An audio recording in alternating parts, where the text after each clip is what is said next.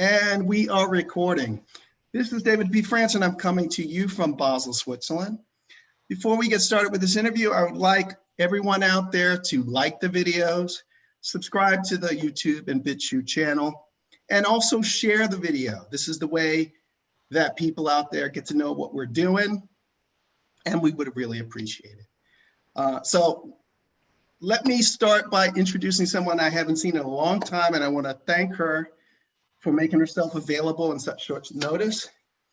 Gabrielle Glor is a festival director and head of programming for Urbanworld, which is a festival platform for film, digital, and music storytellers from around the globe. And she is one of the producers from the movie Sylvia's Love, which I saw this morning, my time, in Switzerland, and I'm speaking to her in the afternoon. How you doing, Gabrielle? I'm doing well, David. It's great to be here. Yeah, it's been a very, very long time, and it's great to see you. And yeah, how are things on your side of the Atlantic? What's going on there? Things are good. Things are good. You know, we survived 2020. Someone just sent me a text that said, I'm a little late, but happy 2021, WON. And then 2020 written out, because we all did win 2020 just by surviving it. But excited for the new year, and hopefully, you know, just some change, some continued silver linings. So yeah, life is good. Yeah, that's good to hear. Well, basically, you guys in the audience know that Gabrielle and I went to the same university, and I pump the University of Pennsylvania every chance I get. It's almost part of my job. You graduated from the Wharton School in 91, was it? Correct, yeah. That's right. And I graduated in 1989. Look, it's almost like yesteryear. I mean, you, just to let the audience know, you've been working in this field for a long, long time. Tell the audience your background, why you decided to go into film, and then we're going to jump into the festival and also Sylvia's Love. Sure. So my background came out of Penn, worked at HBO in marketing for a few years, and then stayed in the Time Warner family for a total of like 11 and a half, 12 years. So I went from HBO, then I worked at Warner Music Group in marketing, then I did a stint at corporate right around the time that AOL acquired Time Warner. So it was a crazy time, but I did a couple of years there. And then I went out on my own and started a consulting company after taking a few months off, not 100% sure what I wanted to do. I was thinking about going to film school. I was thinking about, you know, potentially going abroad and just, you know, finding a job over there in Europe somewhere. But I stayed in New York. And a woman that I worked with at HBO, who used to be one of the heads of marketing over there, brought me on to help with a project, and that just kind of snowballed into HBO becoming, you know, my first job out of school, but then ultimately my first client with my company that was focused on marketing. And then that kind of evolved into also event production, and really just trying to find projects that were interesting to me. You know, for me, as I've gotten older, it's been about, you know, what's fun, what's fulfilling, and really kind of always measuring everything against those two things in terms of, is this something that I want to do? Am I going to learn something? Am I going to stretch in some way? So, you know, I just over the years have taken on a variety of clients, one of them being Urbanworld, but opportunities that have allowed me to kind of flex the marketing concentration that I had at Wharton undergrad, and then just some of the experience that I had at the entertainment companies. The music piece was fun, HBO from a programming perspective and a brand perspective, and just, you know, looking for projects that allowed me to put my fingerprints on them in ways that were going to be impactful, but also just fun and make a difference. Yeah. Well, I also, in preparation for this, I've been watching a lot of videos of the actors and producers for the film, but then also there was an interview that you did, and you were representing Urbanworld, right? And they were talking about films coming in from all over the world now, that is really a global platform. How did Urbanworld start? And give us an idea of just a bit of the evolution and sort of where it is now? Sure. So Stacy Spikes is the founder of Urbanworld. He was an executive at Miramax, director of marketing at the time, and just saw that there wasn't a platform for showcasing stories by content creators of color, and so he created it. He created it that first year in partnership with one of the Vibe Music seminars, which you may remember back in the day, and it's something that caught fire. And we're celebrating our 25th anniversary this year in 2021. So it's crazy just the longevity that it's had over the years, but really began to fill a void along with some of the other festivals that are out there that are focused on storytellers and stories that focus on things that, for so long have been outside of the mainstream, but are very much mainstream and universal stories. So I got involved in 2004, if I remember correctly.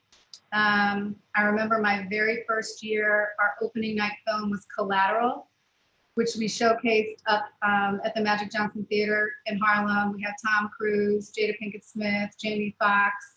It was just an incredible way I call it lightning in a bottle, because it was just pretty fantastical in terms of the support that we had. But it was really something that got me excited about being in this space and being in this close proximity to these content creators. Not even just the big studio films, but also just, these independent filmmakers that, were honest and mighty and making an impact with their work. One of the things that really caught my attention was the fact that you had filmmakers from Iran submitting. So when you started to get these global submissions, I mean, what was going through your head or the team that you work with? Because at first it was started really as an American filmmaking platform, right? Very much so. And, so at a certain point, I came on as an executive producer, actually as a co-executive producer with a dear friend of mine, Maria Weaver. And she and I worked together on the festival for the first couple of years as co-EPs. And then she left, went back into corporate America, and I became the executive producer, and then ultimately became head of programming, and then also took on the festival director title. And so when I took on that head of programming, that's when I started watching everything that was coming in. And I just saw a real opportunity to expand beyond just stories by domestic filmmakers. There was just so much great content, and for me, the thing about Urbanworld is that there's a lot of people who will just automatically lean into Urbanworld as a Black festival, when it's really not. It was never conceived as such. It really was conceived as multicultural, and not even, for me, urban is not defined by race and ethnicity in the case of our festival, or in any case for that matter. For me, it's much more about a sensibility versus just ethnicity. And so that's urban centers. It's like, what are the stories that are happening in urban centers all around the world? So I just saw it as an opportunity, and you couldn't deny just the quality of content that was also coming in.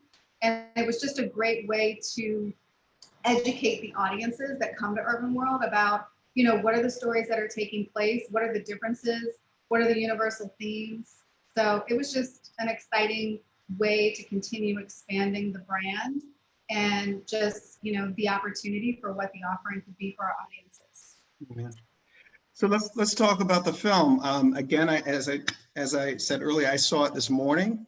And first of all, again, I think I congratulated you already, but congratulations. It is an amazing effort, fantastic in terms of the talent that came together for this film. It is super clear. Tell the audience how you got involved with the film. Give us a little background. I know it took a long time to come to fruition, but I'll let you speak on that. Sure. So thank you, David. First of all, I'm glad that you appreciated it for all that we intended it to be. I've been involved with this project for about 7 years, a little over 7 years at this point. I met Eugene Ash, the writer-director, at a film festival another film festival down in Atlanta called the Bronze Lens Film Festival. And I was there with a client. I was also scouting content and content creators for Urbanworld. And he and I just happened to sit next to each other at a lunch, producer's lunch. We started talking.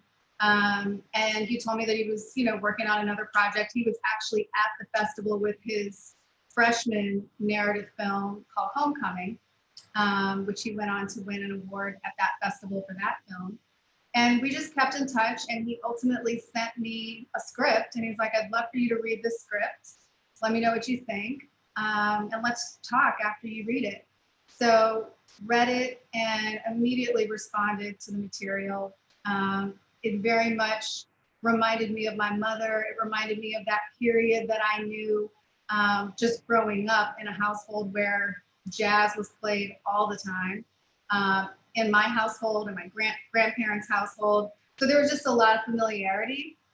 And the other thing that really struck me was just the specificity that there was with this film, even just in reading the script, from the music to just kind of the world that he transported you to just in reading the script.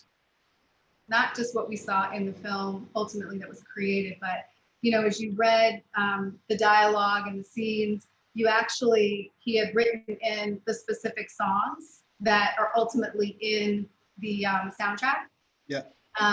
Just so when I was reading the script for the first couple of times, I would just play those songs, kind of in the background as I was reading, just to really get into that mood. And so I was immediately interested in getting involved in the project. He'd asked me to come on as a producer and to help him get the project made.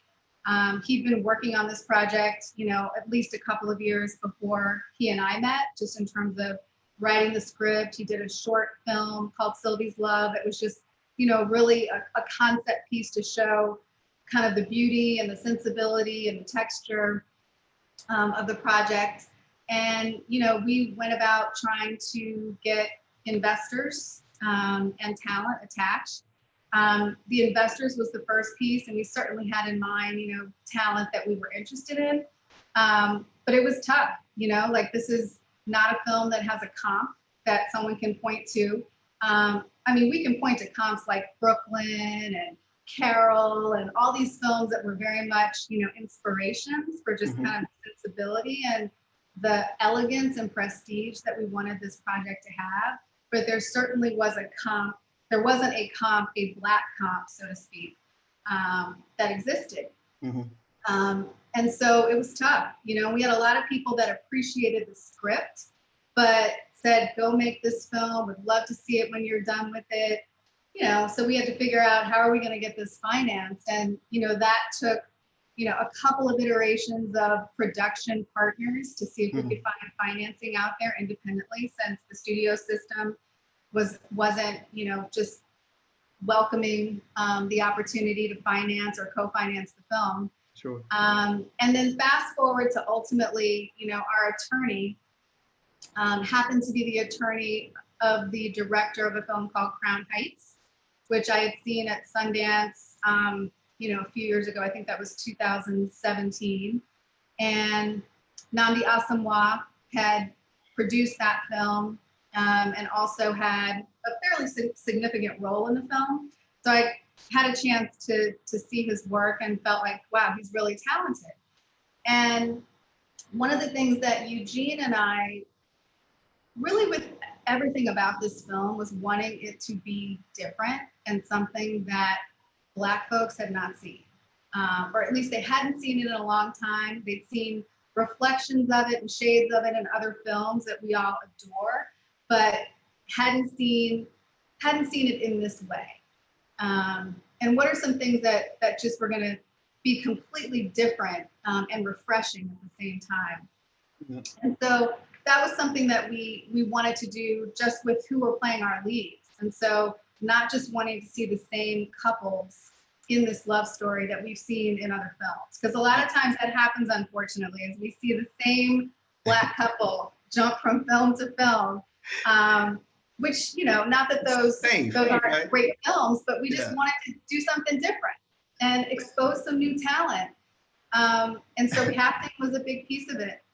It was, well, I can understand why people do go after the same people, because they instantly believe that that's going to turn into some, investment return, right? Because if that actor is successful, but I'm not going to say that's the chicken way out, but I mean, you guys, I think when you pull back and you haven't looked at the movie and you just hear the concept, and this is me, I can imagine people were like, okay, they weren't necessarily sold on it because there were so many original things that you guys were pitching at once. I mean, what is your thought on that? Yeah, no, it's so true. And,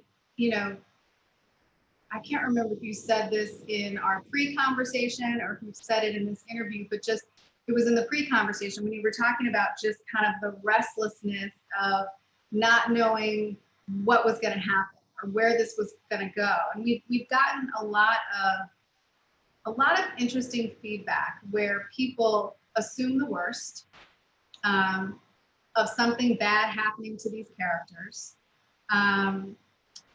We've also gotten feedback where there wasn't enough urgency, which translated to there wasn't enough focus on the civil rights movement. There wasn't enough focus on what was happening at that time that's rooted in trauma, versus we just wanted to tell, our version of a melodrama, So, we just had a different intention, and a lot of people just weren't ready for it.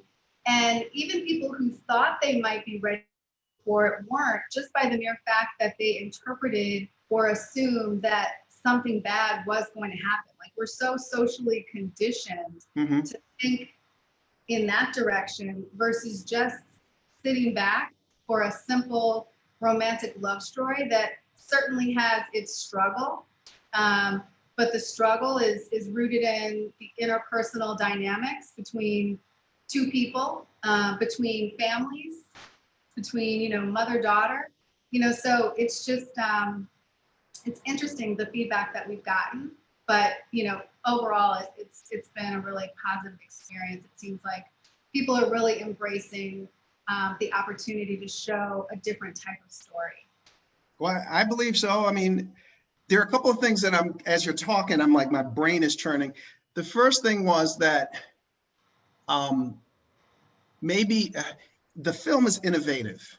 The film is clearly, it's cutting edge, but not in the cutting edge that we know, right? Like that people associate with cutting edge. It's not like, and I've been watching a lot of Prince and Grace Jones. It's not that, right? But it is because we have not seen a story like that in a long time, right? So it had, for me, it had shades of Breakfast and Tiffany's with Audrey Hepburn, and I think it's George Picard. It had shades of Diane Carroll. It had shades of, I mean, just the fact that you were using Nancy Wilson as sort of a musical background. I mean, when's the last time a movie has been out with all of those different, and there was also, before I even go into that, there was an attention to detail that I had not seen in a film. So I'm thinking about like when we were in school and Spike Lee had his movie and everybody ran into the theater to see this movie, right? And this was in Philadelphia somewhere. And it's not to down Spike Lee's films, right? Because they were super, super important. But there was a calmness to this film that I had not seen in a black film in a long time. So maybe people were talking about, okay, they wanted to see tension, race, this sort of thing.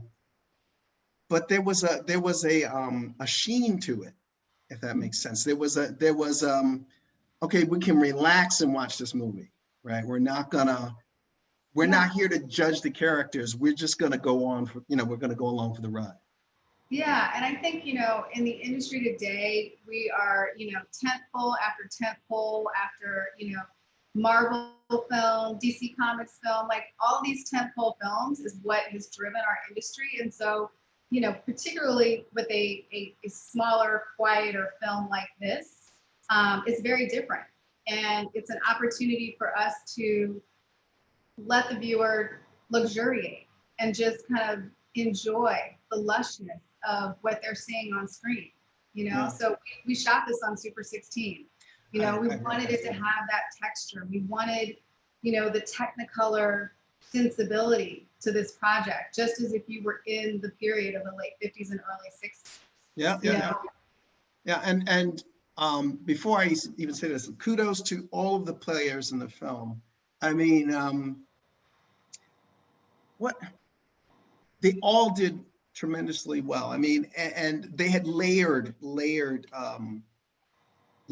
performances, you know, and I'm assuming that's sometimes difficult to get if you don't have really good people, right? Because you need to cut the film, and you did you used film, so you knew you had to get people that were, in other words, Gabrielle, if Hollywood people would have bet on this film, there were so many things that you did that were non-traditional, if you will, in terms of the way it was done. I think now from this point on, people are going to be knocking on your door because I think people want to see different things, right? And Well, yeah, what we I saying? just was going to say, you know, if Hollywood had supported this film early on, we wouldn't have shot on film. I can guarantee you. They would not have, you know, doing that is an expensive proposition in this digital world that we live in now. So that probably wouldn't have happened. We probably wouldn't have had Eugene Ash as the director. They would have wanted someone that was more well-known. He would have been the writer. He wouldn't have been directing it. All that stuff was really important. It was really kind of like a non-starter for us. And so finding the right partner, and I mentioned him earlier, but Nnamdi, you know, we approached Nnamdi to, you know, play Robert just because we wanted some fresh talent that we felt would really bring something special to Robert. And, you know, ultimately Nnamdi had produced, as I mentioned, Crown Heights, but he also produced The Banker. He was an executive producer on Harriet. He was also an EP on Feast of No Nation, which really kind of launched him into the producer space. So, you know, he came on as our partner, and even still, you know, working with him to try to raise that money was still really difficult, because the other challenge that we ran into, aside from, no, you won't shoot on film, not sure we want this guy Eugene Ash to actually direct it, and, you know, not sure how we're going to market it, but you can surely do this for, you know, X amount of money, which was much less than we felt we wanted to give to the project. You know, so there were all these kind of no's and limitations, and, you know, again, it was finding the right partner. And ultimately, you know, Nnamdi's production company, I Am 21, they put up the money to do this. You know, they put up the money, they took the risk, they gambled to say, we believe in this film. We believe that there's an audience for it. We believe that, you know, hopefully, God willing, we find the right partner to acquire us and distribute us. You know, and it all worked out, because Amazon definitely, you know, put this out there into the universe in a really big way that we feel like the film is really deserving of, but wasn't necessarily guaranteed that that's what would happen. And obviously the pandemic and, you know, the elevation of streaming services across the board in terms of, you know, levels of engagement with audiences certainly, you know, is in our favor as we've launched this film. But yeah, it's been a journey. Oh, it's clear. I mean, I also, as I was watching the film, I was like, so where did they get all the cars, and who made the clothes, right? The clothes and the cars, it did, and even the set design, right? The cooking show. I'm not going to give everything away, but I mean, it really, my sister would call something like this a slow burn. Michelle. Right? So it would go, and all of a sudden, boom, right? And I think it was all of these different elements, right, that were sort of layered or presented.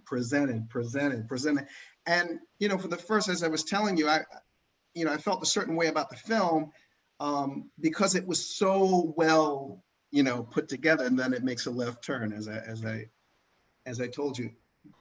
Could you So name David, some of the players? really, really, yeah. So that's exactly where I was going to go. So Phoenix Mello, she's the costume designer. Phoenix worked on Mad Men. She also worked under Ruth Carter on Black Panther. She is magic, just amazing what she did with the film.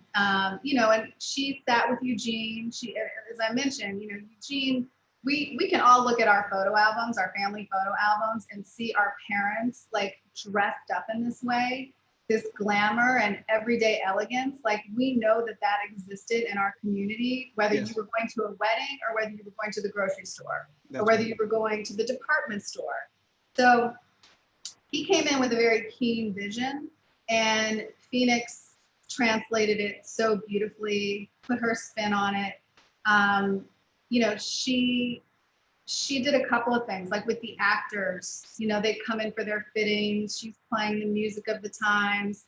She's insisting that, you know, they wear the undergarments of the time. Same with our department heads for the hair department and the makeup department, but particularly with the hair department, they use the actual tools of the time to actually style their hair on set.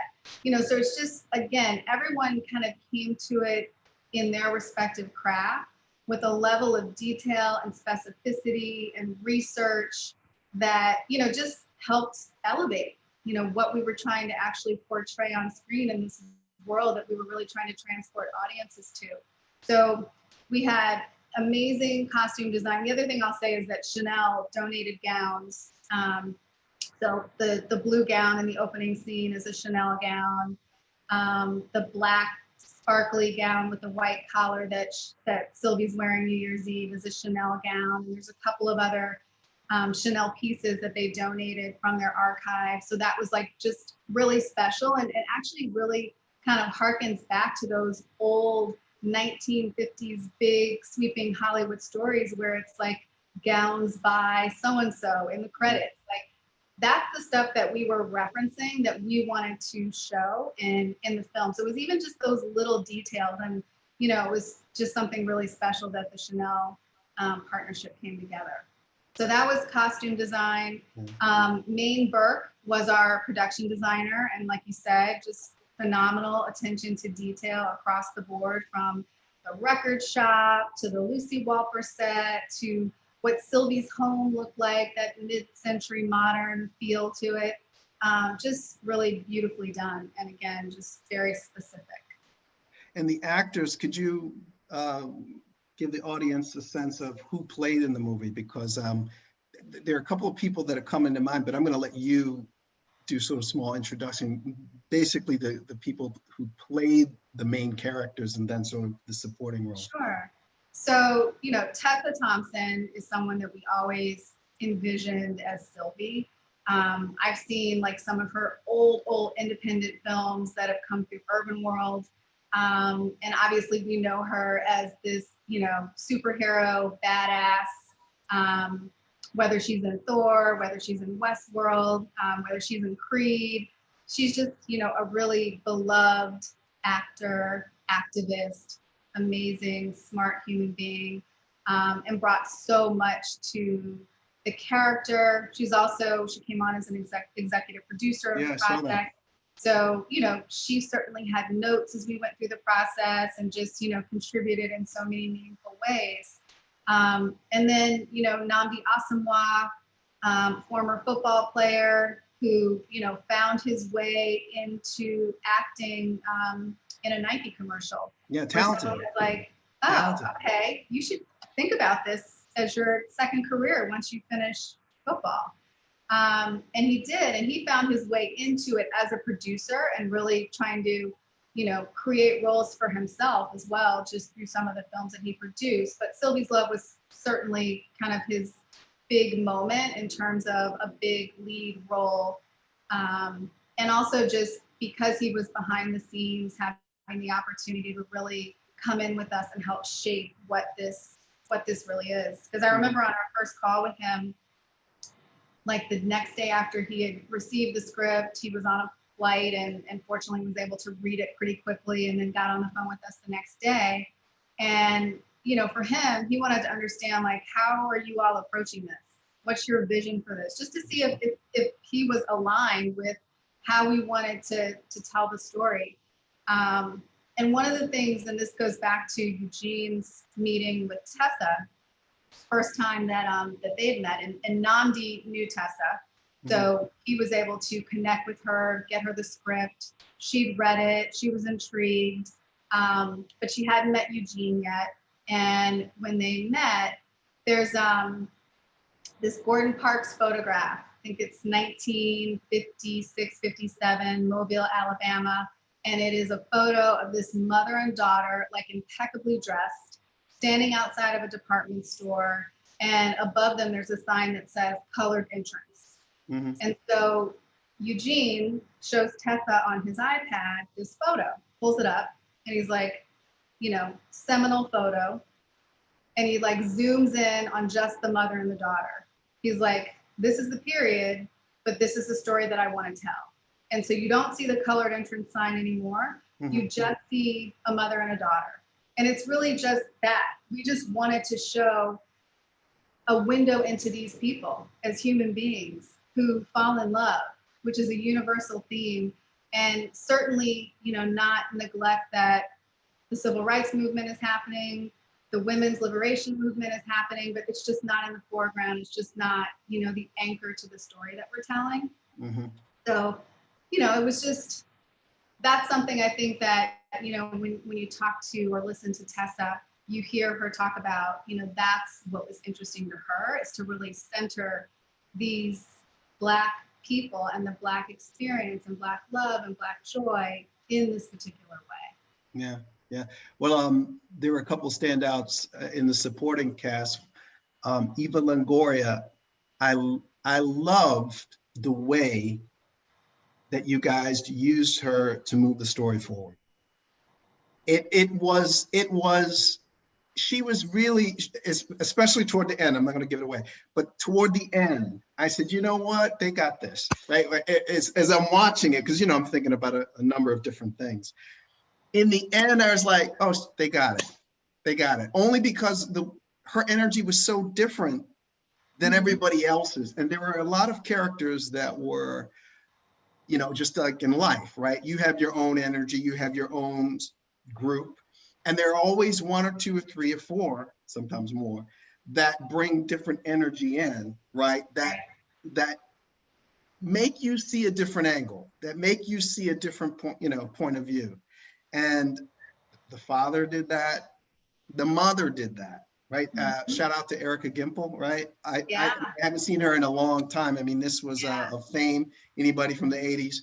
She did a fantastic job at portraying that role. Right, so I said, Eunice Johnson. Say what? Eunice Johnson. Yeah, I mean, it was like, okay. And all of these different people you recognize in your own life. So even though we didn't live back then, there are people in my life now that serve those different roles for me. Yeah. So it's shout out to all of them, all those supporting actors. Phenomenal cast. And one thing I just wanted to say about Eva Longoria is that, she's doing big things in her own right, as, beyond just acting, but producing. She's getting into directing. The thing that intrigued her about this particular role was the fact that she got to sing and dance. And that is her singing, Quizás, Quizás, Quizás, really? And dancing. We had an amazing choreographer, Nina Ash, who's married to Eugene, super talented. Nina also plays Evelyn, who is the assistant to Kate Spencer and then ultimately Sylvie. But just the fact that, Eva was like, no one's offering me these roles that allow me to flex these other talents that I have in singing and dancing. So that was like the joy that she got out of the role, which is important. Like, it speaks to the fact that we know that there are not enough great roles that Black women and women of color have the opportunity to play. And so that's why, doing some of these independent films is just attractive to them, because it allows them to, continue working, continue honing their craft, but to also just have more interesting roles than historically have been offered up to them.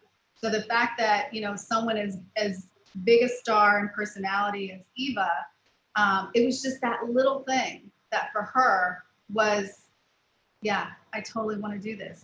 I love the script, but this role, I love having the opportunity to do this. Well, she ran with it. I mean, like she ran with it. I mean, like when she entered the screen, they all were great. Also, there's a person in the beginning, another woman that was central to the whole story, who was sort of like she brought the main character into the jazz world, right? Like she was the blonde lady. She was also a standout as well, right? They all were great. Yeah, they all were great. So, I mean, kudos to all of you guys. And one last person, I mean, there's so many people I could shout out for different reasons, but Asia Naomi King as Mona, her best friend and cousin, like just the beauty of that friendship that they had, their banter, as young girls, in their early 20s to when you see them in their later 20s, 5 years later, like they just had such a beautiful representation of friendship and, just loved each other. Yeah, yeah. And also MC Lyte is in this movie, but of course I couldn't find her. Like I only saw after the credits or doing my research. So then I'm like going back to the internet to try to find out if there's a picture of her in her character. So I couldn't find one. What role did she play? I mean, I don't remember her in the movie. You don't have to go home, but you can't stay here. Okay. Let me go back. I'll go back and take a look. So that was at the Blue Morocco Club, and she pulled out the plug in the jukebox when it was time to go home. It was a quick little cameo. Look, you guys, anybody else? We grew up in the 80s, right? We grew up in the 80s. Gabrielle and I were at Penn in the 80s.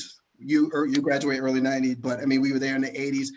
Everybody thinks their era is the best, right? I think the 80s was the best. I even like the 70s because I came up then.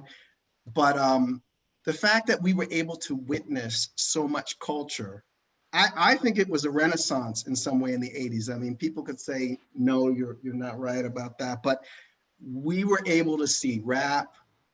We were able to see sort of the tail end of R&B, right? So, I mean, in jazz, we just know. I mean, I mean, you wouldn't know about this, but I just organized a family Zoom call with my father's mother's family.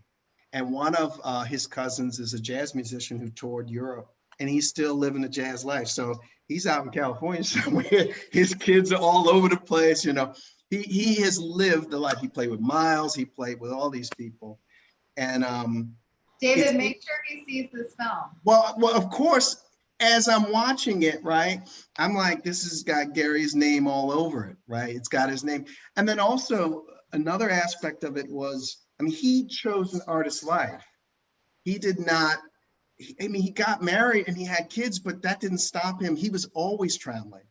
And so it's sort of the irony of it is, I believe the film is almost like every type of art. It's an expression of you guys as a group, right? Like everybody that was involved. It was an expression of, even I read that the director is related to Arthur Ashe and Gregory Peck, which then I go back to the picture and I'm like, well, he kind of looks like both of them. So I'm going to ask him, he does, you can see it, right? I don't know how, the relation. Your DNA is super, super important. And out of the DNA, part of your experience and your DNA is an imprint. And what I felt was like, it was our, like, even though I'm, had nothing to do with film, it's part of our imprint. Like it's an extension of me. I could relate to it in more than one way. But David, it is our film. You just said something like, I'm not a part of this film. Like this film is for us. It is, a love letter to Black folks. It's a love letter to Black love. Anyone can read it, but it is meant to be for us. And we want, everyone to feel like they are, a part of the, just the positivity that's come out of it. And yeah. Hopefully, that'll continue on. Well, look, I think it's going to it has legs, right? And if we continue to talk about it like we are, and we spread the word. What I'll do is, you know, we'll put this up ASAP, you know, and get it out so people can listen to the interview and get a behind the scenes. I feel very honored that I can get, you know, someone like Gabrielle and get the behind the scenes, because everybody, I mean, that's the whole thing. I mean, you want to see the story, but what makes it interesting to me is how you guys brought it all together, you know. And is there anything else that you want to add or say? I think we've been on for maybe about 40, 50 minutes or so. I don't want to keep you up, but is there anything that you want to add with regard to the project or any other new projects that are coming up that you want to tell the audience about? You know, I would just say that I hope that a film like Sylvie's Love allows for more storytelling of just, you know, the stories that we haven't seen, and feeling like not all of our stories have to lead with just this trauma and struggle, versus us just leaving room for the joy, leaving room for other feelings like that to be in the foreground of our storytelling. So I hope that there's more, and I hope that it's not just the content creators that realize this and kind of push forward those stories, but also that we've got an industry that is going to embrace the fact that a film like Sylvie's Love can be successful, you know, at a streamer, at a studio, but that those are stories that hopefully will get made with, you know, much more quickness than, you know, 7 to 10 years. You know, that we just realize there's a prominent place for them. Sure. So, you know, that's my hope, one of my big hopes and intentions of just, you know, really wanting to put out projects where you are seeing the unseen, and, you know, that there's just more of that. So, yeah. Okay. And in terms of future projects, Eugene and I are working on something, and there are other projects in development. So more to come. Well, look, if I were someone betting, I wouldn't break up the team, right? So if I, you know, I'm not in the studio, but the team, the collaboration, and rarely do you find, I think it's great. Collaboration is what the film business is all about, from what, you know, from what I understand and what I know. It's all about that. And it's everybody almost like you're trying to make a cake, a very big cake, and you have all of these different ingredients, right? Each person has made an impact on that film. Definitely. Right? Definitely. Like, you know, 300 and something people. Yeah. We're in the kitchen. Making that cake. Yeah. Well, look, I'm gonna let you go, but look, I could talk to you forever and ever and ever about, you like this and this and that. I will, you guys, I'm gonna post this. You guys send this link out so that people go and see the film. It's on Amazon Prime Video. Yeah. Very easy, because I have Amazon, but I didn't know how to get to Prime. So then I did a little searching and then found out it's included. And where was I? Amazon has had a movie studio, I guess, for quite some time, because they had a lot of features there, right? That you can just click on. And yours was one of the main ones out there, right? I went right to it. I said, well, look at here. And look, you guys got to watch it, especially the people from Penn. You at least got to watch it to the end, because that's when Gabrielle's credit rolls up. So I'm going to give her a shout out. I'm so proud of you, Gabrielle. Thank you for your time. And I hope to see you in person very, very soon. I hope so too. Thanks so much, David. No problem. Appreciate all the support. Anytime. Take care of yourself. Thank you. Bye-bye. Bye.